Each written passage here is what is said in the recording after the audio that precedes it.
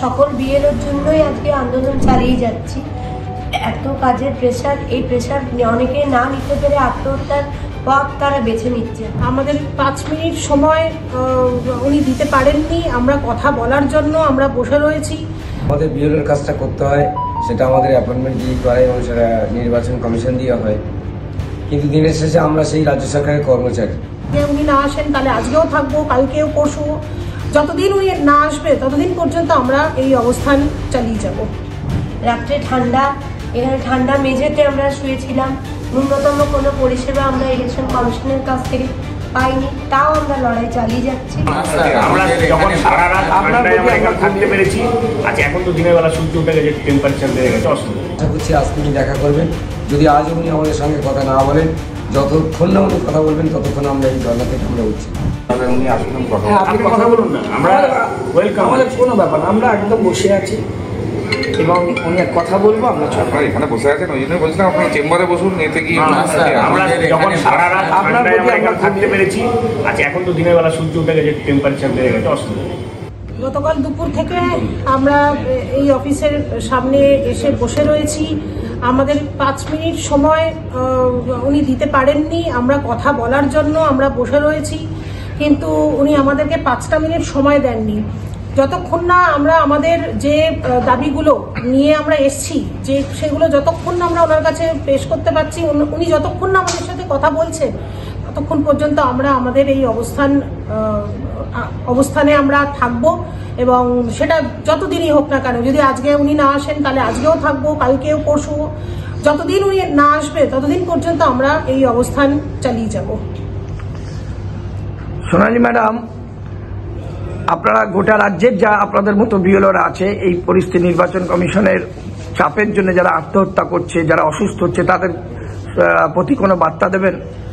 আমরা এখানে তো সকল বিএলওর জন্যই আজকে আন্দোলন চালিয়ে যাচ্ছি।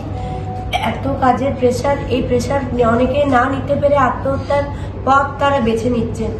আমরাও চাইবো আমাদের আন্দোলনে তারা সামিল হোক, তারাও যেন এই আন্দোলনে সামিল হওয়ার জন্য তারাও যাতে আসেন, নিজেদের কাজ সেরেও তারা যাতে একবার হলেও এই ধর্ণা মঞ্চে যাতে এসে আমাদের সাথে আন্দোলনে সামিল হন, সেই জন্য তাদের সকল বিএলওদের আমরা আবেদন জানাচ্ছি। এখানে আমরা কিন্তু অনেক কষ্ট করেই আছি। রাত্রে ঠান্ডা, এখানে ঠান্ডা মেঝেতে আমরা শুয়েছিলাম। ন্যূনতম কোনো পরিষেবা আমরা ইলেকশন কমিশনের কাছ থেকে পাইনি, তাও আমরা লড়াই চালিয়ে যাচ্ছি সমস্ত বিএলওদের জন্য। তাই আমাদের এই আন্দোলনে আপনারাও যোগদান করুন, এটাই সকলের কাছে আবেদন। সাইফুল্লাহ বাবু, সুন্দরবন থেকে আপনি আছেন, কিছু বলবেন গোটা রাজ্যের মানুষ এবং বিএলওদের জন্য? দেখুন, আমরা আলটিমেটলি আমরা হচ্ছে রাজ্য সরকারের কর্মচারী। আমাদের বিএলওর কাজটা করতে হয়, সেটা আমাদের অ্যাপয়েন্টমেন্ট দিয়ে করাই এবং সেটা নির্বাচন কমিশন দিয়ে হয়, কিন্তু দিনের শেষে আমরা সেই রাজ্য সরকারের কর্মচারী। তো আমি সমস্ত বিএলও ভাইদের এবং যারা বিএলও সহমর্মিতা সহপাঠী যারা, তাদের সবাইকে বলবো, এই বিএলও অধিকার রক্ষার যে সংগ্রাম আমরা গতকাল থেকে শুরু করেছি, এবং সেখানে আমাদেরকে নিয়ে গতকাল থেকে অনেক কিছু ঘটেছে। আমাদের সঙ্গে উনি 5 মিনিট আলোচনার সময় দিলেন না, অথচ বর্তমানে আমরা কিন্তু হয়তো শিক্ষক হিসাবে আসিনি, আমরা এসেছি বিএলও হিসেবে, যেটা ওনার কর্মচারী। তো সেই উনি আমাদের সঙ্গে 5 মিনিট কথা বলার সময় দিলেন না, আমাদের কথা শুনলেন না। আমরা এই সারা রাত ধরে বসে থাকি, এখানে খাবার নেই, জল নেই, একটা বাজে পরিস্থিতির মধ্যে, এই শীতের সময়, ঠান্ডার সময়। তো আমাদের শরীর তো অসুস্থ হতে বাধ্য হবে, এবং এখনো পর্যন্ত আমরা বসে আছি।